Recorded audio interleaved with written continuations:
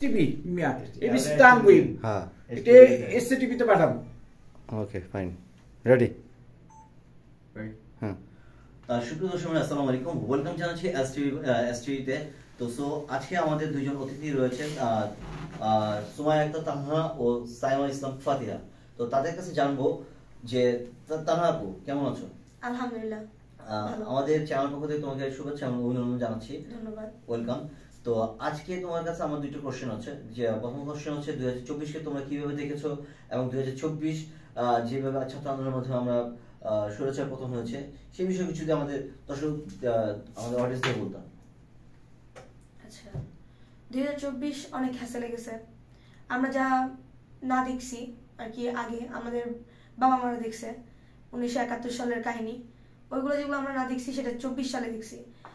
স্বৈরাচার পতন হয়েছে, তারপরে অনেক কিছুই আর কি দল বদল হয়েছে, আরো অনেক কিছুই আর কি চেঞ্জ হয়েছে। 2025-এও তা হবে চেঞ্জ, কিন্তু 2025-এ আমি আশা করি যে স্বৈরাচার দ্বিতীয়বার না এসে ভালো কোনো কিছু আসুক, যেটা নাকি আমাদের জন্য ভালো হবে। কারণ আমরা যেহেতু আগামী দিনের ভবিষ্যৎ, তো আমাদের জন্য যেন বেটার কোনো কিছু আমরা পাই, সেই দিকটা যেন আর কি সরকার পক্ষ দেখে। ধন্যবাদ তোমাকে। আচ্ছা, 2025 আমরা তরুণ প্রজন্ম, তোমরা যারা তরুণ প্রজন্মে রয়েছো তারা 2025-কে কিভাবে দেখতে চাও সেই বিষয়ে যদি একটু বলতো। 2025-কে আমি অবশ্যই দেখতে চাইবো যে অনেক ঘরে ঘরে অনেক বেকারত্ব। কেননা এখনকার একটা এমন পরিস্থিতি হয়েছে যে কেউ বাংলাদেশে পড়াশোনা শেষ করে বাংলাদেশে জব পাচ্ছে না।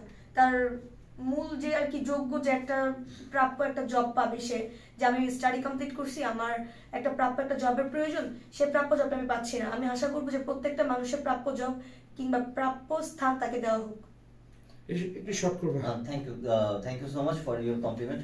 আচ্ছা, আমরা এখন যাব যে সাইমা ইসলাম ফাতিহা আপু কাছে। আপু, আপনার কাছে আমার একটা কোশ্চেন, সেটা হচ্ছে আমরা আপনি 2024-কে কিভাবে দেখছেন সেই বিষয়ে যদি সংক্ষেপে বলতেন।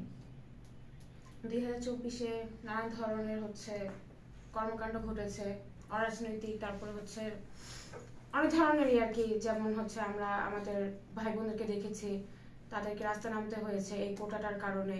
প্রথমে কিন্তু তারা এরকম চায়নি, যে যুদ্ধটা হয়েছে বা যেরকম আমাদের সমস্যার সম্মুখীন হতে হয়েছে, এখানে কিন্তু অনেক নর্মাল মানুষদেরও অনেক বিপদের সম্মুখীন হইতে হয়েছে। তো যাই হোক, তো এটাই। আচ্ছা, তোমরা যারা তারা 2025-কে কিভাবে মূল্যায়ন করতে চাচ্ছ এবং কিভাবে দেখতে চাও সেই বিষয়গুলো সংক্ষেপে যদি আমাদের অডিয়েন্সে বলতো। 2024-টাকে আমরা যেভাবে দেখেছি, আমরা অবশ্যই চাবো না 2025-টা সেরকম হোক। আমরা চাই 2025-এর প্রজন্ম আরো উন্নত হোক, আমাদের সবকিছু যেন স্বাবলম্বী হয়। তারপরে যে স্বৈরাচার যারা ছিল তারা যেন আবার কখনো রাজত্ব না করতে পারে। আমরা চাবো সুষ্ঠু এবং স্বাধীনভাবে যেন দেশটা পরিচালিত হয়, এটাই। আচ্ছা, আমাদের এসটিভিতে আজকে তোমাদের দুজনকে ওয়েলকাম এবং তোমাদের দীর্ঘায়ু কামনা করছি এবং শুভেচ্ছা এবং অভিনন্দন। ভালো থাকবো, সুস্থ থাকবো। আজকে